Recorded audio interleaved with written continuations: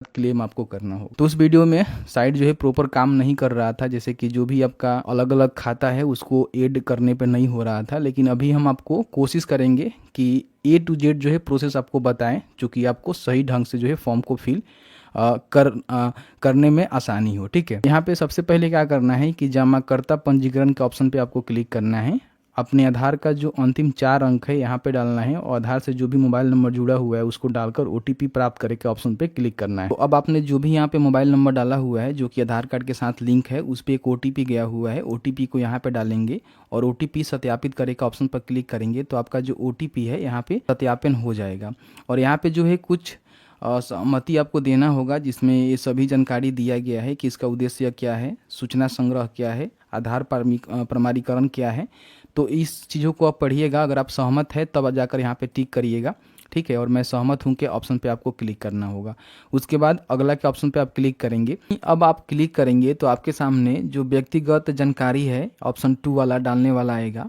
अब यहाँ पे अपना जो पूरा आधार नंबर है वो यहाँ पे फिल करना है और उसके बाद यहाँ पे OTP प्राप्त करे के ऑप्शन पर क्लिक करना है। उसके बाद आपके आधार कार्ड के साथ जो भी मोबाइल नंबर लिंक है उस पर एक OTP गया होगा, उस OTP को यहाँ पे डालकर आपको जो है सत्यापित कर लेना है। अभी आप देखेंगे तो ये जो है बहुत ही बढ़िया से काम कर रहा है, लेकिन कई सारे लोगों का जो है कमेंट हमें देखने को मिला हुआ है कि हम आधार नंबर डाल रहे हैं, OTP प्राप्त करे के ऑप्शन पर क्लिक कर रहे हैं तो OTP तो आ जा रहा है, लेकिन ये ऑप्शन जो है इनेबल नहीं हो रहा है कि हम OTP डालकर वेरीफाई करें। या फिर कई लोग का प्रॉब्लम ये भी है कि OTP नहीं जा रहा है तो हम आगे कैसे बढ़ें। तो आपको बता दें कि देखिए जो है सर्वर का प्रॉब्लम है, इसमें आपको कुछ करने की आवश्यकता नहीं है। थोड़ा सा वेट करें और रात को जो है फॉर्म फिल करने की कोशिश करें, क्योंकि रात को जो है अच्छी तरह से या फिर सुबह में आप 2 बजे 3 बजे जो है फॉर्म को फिल कर सकते हैं। फिलहाल आपकी तरफ से कोई दिक्कत नहीं है, साइड में प्रॉब्लम है, सर्वर डाउन चल रहा है, इसलिए जो इस तरह से प्रॉब्लम आपको देखने को मिल रहा है। तो आपको करनी क्या है, यहाँ पे रात को ट्राई करना है, सुबह को ट्राई करना है। तो यहाँ पे आपका OTP आएगा, वेरीफाई हो जाएगा। उसके बाद यहाँ पे आपके सामने कुछ इस तरह का इंटरफेस आएगा, नाम है और आपका जो बैंक खाता है, मतलब कि आपके आधार कार्ड के साथ कौन से अकाउंट लिंक है, आधार सीडेड है, वो आपको देखने को मिल जाएगा। आपका जो पैसा है इसी खाते में जाएगा। उसके बाद आप यहाँ पे चाहें तो अपना जो है ईमेल आईडी दर्ज कर सकते हैं, बट ईमेल आईडी नहीं है तो इसको छोड़ सकते हैं। लेकिन मैं रिकमेंडेड करूँगा कि आप जो है अपना ईमेल आईडी यहाँ पे जरूर दर्ज करें, क्योंकि कोई भी कम्युनिकेशन करते समय आपको किसी प्रकार का कोई भी प्रॉब्लम ना हो। ठीक है, यहाँ पे डालकर इमेज सहजे के ऑप्शन पर क्लिक करेंगे तो आपका जो ईमेल है यहाँ पे वेरीफाई हो जाएगा। उसके बाद यहाँ पे अगला के ऑप्शन पे आपको क्लिक करना है। अब जैसे ही अगला के ऑप्शन पर क्लिक करेंगे तो आप फर्स्ट और सेकेंड यहाँ पे कंप्लीट कर लेंगे और तीसरा में जो है आपका दावा का जो ब्यूरो है, यानी कि आपने जो भी पैसा सहारा में जमा किया हुआ है उसकी जानकारी आपको देनी है।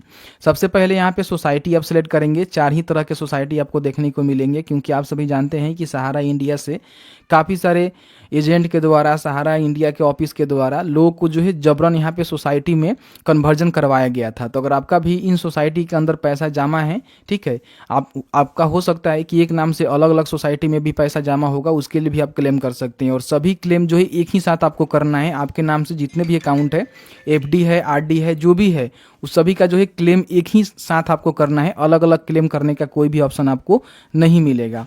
तो जहाँ भी आपका मतलब जिस भी में आपका सोसाइटी में पैसा है वो उसको आप यहाँ पे सिलेक्ट करेंगे। जैसे कि मेरे पास एक बॉन्ड है, आप यहाँ पे देखेंगे तो एक जो है सहारियन यूनिवर्सल मल्टीपर्पज सोसाइटी लिमिटेड के अंतर्गत है। ठीक है, तो इसको हम सिलेक्ट करेंगे और सिलेक्ट करने के बाद यहाँ पे देखेंगे तो अब आपको जो है मेंबरशिप, अकाउंट नंबर, ठीक है, और यहाँ पे रिसिप्ट संख्या आपसे मांगा जाता है। ठीक है, तो ये चीज़ आपको यहीं पे मिल जाएगा। सबसे पहले तो मेंबरशिप नंबर आपको यहाँ पे मिल जाएगा, ठीक है, रिसिप्ट नंबर आपको यहाँ पे मिल जाएगा और अकाउंट नंबर, जैसे कि मैंने अपने एजेंट से बात किया तो उन्होंने कहा कि जहाँ पे कंट्रोल नंबर लिखा हुआ है उसके सामने जो नंबर दिया गया है ना, वो आपका अकाउंट नंबर है। तो कंट्रोल नंबर के सामने जो भी नंबर आपको दिया गया होगा उसको आप अकाउंट नंबर मांग सकते हैं, या फिर आप चाहें तो अपने एजेंट से बात कर सकते हैं, ऑफिस में जाकर भी पता कर सकते हैं, हेल्पलाइन नंबर भी कॉल करके पता कर सकते हैं। मैंने कई सारे एजेंटों से बात किया तो उन्होंने कहा कि कंट्रोल नंबर को ही अकाउंट नंबर बोला जाता है। तो ये जानकारी आपके बॉन्ड पे इस तरह से देखने को मिल जाएगा। उसके बाद यहाँ पे आपको जो है आपके पास प्रमाण पत्र संख्या फिर पासबुक नंबर। देखिए अगर आपने आरडी करवाया होगा यानी कि हर महीने आपने जमा करवाया होगा तो आपके पास पासबुक होगा। अगर आपने एक बार में पैसा फिक्स करवाया होगा तो आपके पास बॉन्ड होगा यानी कि प्रमाण पत्र होगा। तो प्रमाण पत्र या फिर पासबुक नंबर पूछा जा रहा है तो यहाँ पे आप देखेंगे तो मेरे पास बॉन्ड है, बॉन्ड पे यहाँ पे एक सर्टिफिकेट नंबर रहता है, इसको प्रमाण पत्र नंबर बोला जाता है। तो यहाँ पे भी आपको देखने को मिलेगा, यहाँ पे भी देखने को मिलेगा और यहाँ पे भी आप इसको देख सकते हैं। इसको जो है आपको यहाँ पे डाल देनी है। अगर आपके पास पासबुक है, ठीक है, तो पासबुक नंबर भी आपको पासबुक पर देखने को मिलेगा, वहाँ से जानकारी यहाँ पे भरनी होगी। उसके बाद आपने खाता जो है कब खोला था, तो बॉन्ड पे आप आएंगे तो यहाँ पे आपको देखने को मिल जाएगा। डेट में आप देखेंगे तो 28/2/2018 को इनका जो है खाता खुला हुआ था, तो यहाँ पे डालेंगे। ठीक है, एक बात और, आप में से काफ़ी सारे लोग कहते हैं कि हमारा जो कन्वर्जन हुआ है, तो देखिए कन्वर्जन हुआ है तो इस तरह से आपको जो है रिसिप्ट देखने को मिलेगा। जैसे कि ये कन्वर्जन वाला ही हम आपको दिखा रहे हैं और यहाँ पे दिखाएंगे कि कितने दिनों के लिए कन्वर्जन हुआ था। तो यहाँ पे देख सकते हैं कि 64 मंथ के लिए जो है कन्वर्जन किया गया था। अब यहाँ पे देखिए अमाउंट पूछेगा तो ये जो है ये वाला अमाउंट आपको नहीं डालना है। अगर आपका कन्वर्जन वाला है तो नीचे आपको अमाउंट यहाँ पे मेंशन किया गया होगा। देखिए यहाँ पे टोटल अमाउंट यहाँ पे देखिए लिखा गया होगा, जैसे कि एज अ टाइपिंग के टाइपराइटर से लिखा जाता है उस तरह से लिखा गया होगा। आपका अमाउंट यहाँ पे शो कर रहा होगा। ये आपका जो है डिपॉजिट अमाउंट है, क्योंकि आपने जो पहले यहाँ पे पैसे जमा किया था सहारा इंडिया में, उसको कन्वर्जन करते समय आपका जो भी पैसा बना हुआ था उस पैसे को यहाँ पे मेंशन किया गया है। तो इस पैसे को आपको जो है यहाँ पे देखेंगे तो आपसे पूछेगा कि आपका योगदान का राशि क्या है। तो आपको मैच्योरिटी अमाउंट नहीं देना है, आपको जो भी आपका जैसे कि आपने जो सहारा इंडिया में पैसा जमा किया था वो तो ये वाला यहाँ पे दिखा रहा है कि आपने इतना जमा किया था, लेकिन जब इसको कन्वर्जन किया गया तो उस समय आपका पैसा कितना हुआ था वो यहाँ पे लिखा गया है। अब इसके बाद मैच्योरिटी अलग होता है, ठीक है, तो ये चीज़ आपको यहाँ पे भरनी होगी। तो आपका जितना भी अमाउंट होगा आप यहाँ पे उसको देंगे और ध्यान रखेंगे 50,000 से ज़्यादा आप भरेंगे तो आपको आगे चल के जो है पैन कार्ड भी यहाँ पे देना होगा। उसके बाद यहाँ पे अगर आपने कोई आंशिक भुगतान लिया हुआ है तो आप यहाँ पे टिक करेंगे तो उसकी जानकारी भरना होगा कि आपने पार्टियल रिसिप्ट अमाउंट कितना लिया हुआ है, या फिर आपने सोसाइटी से कोई ऋण लिया हुआ है तो उसकी जानकारी आप भरेंगे कितना लिया हुआ है। ठीक है, तो बताएंगे, नहीं है तो इसको छोड़ देंगे। उसके बाद जो भी जमा प्रमाण पत्र है, जैसे कि मान लीजिए अगर आप पासबुक की जानकारी दे रहे हैं तो पासबुक और पासबुक के साथ जो भी आपका हर मंथ में आपने रिसिप्ट जमा करवाया होगा तो आपको रिसिप्ट मिला होगा, उस रिसिप्ट को स्कैन करके एक ही PDF में जो कि 200 KB से कम या उसके बराबर होना चाहिए, इसमें आपको अपलोड करना है। जो PNG JPG PDF वगैरह वगैरह में रहेगा आप यहाँ पर अपलोड कर पाएंगे। ठीक है, अब यहाँ पे दोस्तों मान लीजिए अगर आपका बॉन्ड है तो बॉन्ड को आप अपलोड करेंगे। जैसे कि मेरे पास बॉन्ड है तो इस बॉन्ड को मैं स्कैन कर लूँगा, इसके साथ एक रिसिप्ट भी मिला होगा। ठीक है, जब भी आप करवाए होंगे उसको भी आप स्कैन करके, दोनों को स्कैन करके आपको यहाँ पे अपलोड करनी है। अब यहाँ पे बात आती है कि मान लीजिए अगर आपका 1 से 2 खाता है, 2 से 3 खाता है, या फिर आपका एक FD है, RD है, तो उसकी जानकारी आप कैसे भरेंगे। देखिए यहाँ पे दावा जोड़े का आपको ऑप्शन मिलेगा। हम आपको एक बार एक दावा जोड़ देते हैं, उसके बाद आपको समझाते हैं जिसके माध्यम से आपको समझ में आएगा। तो यहाँ पे मैंने टोटल जानकारी को भर लिया है, जो कि मेरे पास पहला अकाउंट है जिसकी जानकारी मैंने यहाँ पे दिया हुआ है और उसको यहाँ पे मैंने स्कैन करके अपलोड भी कर दिया है। अब यहाँ पे दावा जोड़े के ऑप्शन पर क्लिक करेंगे तो आप यहाँ पे देखेंगे कि उसका जो दावा है ना यहाँ पे इस तरह से ऐड हो जाएगा। ठीक है, इसमें आप किसी प्रकार का एडिट करना चाहते हैं, इसको डिलीट करना चाहते हैं, कर सकते हैं। अब इसके बाद आपके पास कोई और अकाउंट है, आपने RD करवाया हुआ है, FD करवाया हुआ है, उसकी जानकारी फिर दोबारा यहाँ पे बताएंगे कि कौन से सोसाइटी में है, उसका मेंबरशिप क्या है, अकाउंट नंबर क्या है, रिसिप्ट नंबर क्या है, उसका प्रमाण पत्र संख्या क्या है, कब आपने खाता खोला था, डिपॉजिट अमाउंट कितना है उसकी।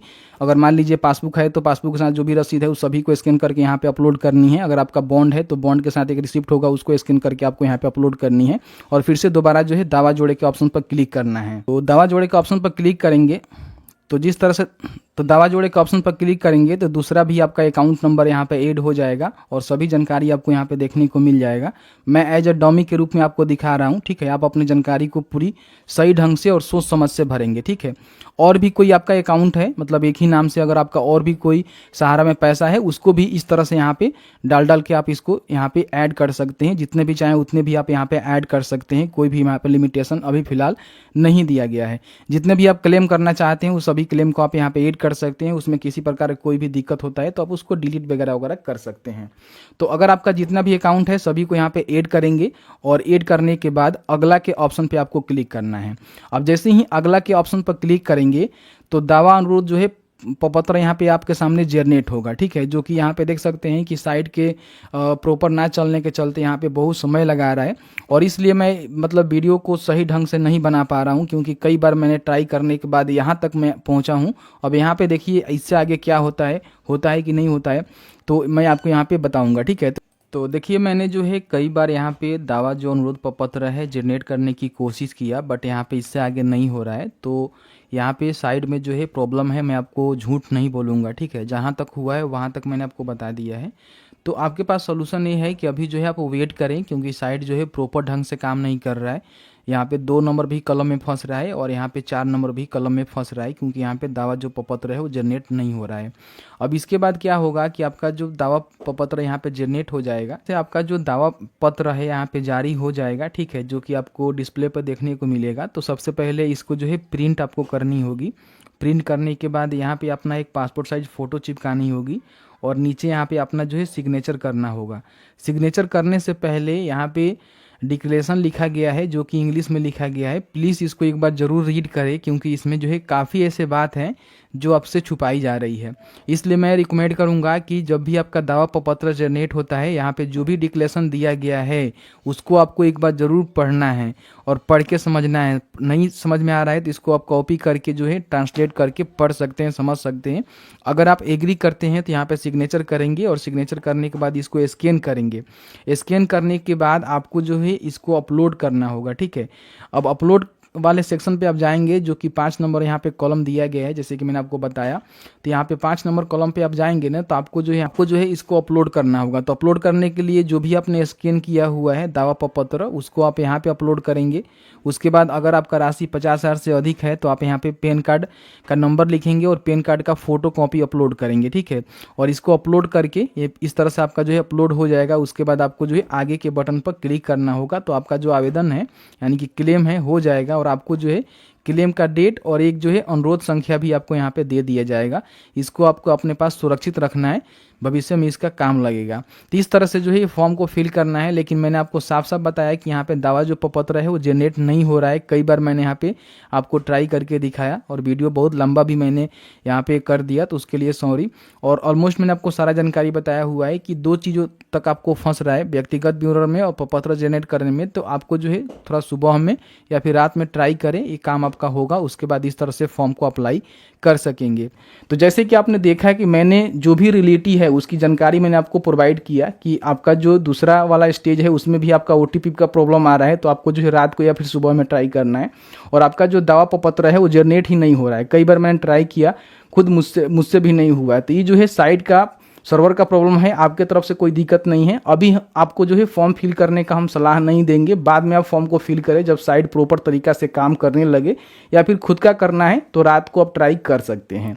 तो इस तरह से जो है समस्या आ रहे हैं और समस्या का जो निदान है वो आप खुद से नहीं कर सकते हैं, वो सर्वर का प्रॉब्लम है। और सर्वर ठीक होगा, क्योंकि काफ़ी सारे लोग जो इस पर विजिट कर रहे हैं, तो कहीं ना कहीं सर्वर में प्रॉब्लम आएगा ही आएगा।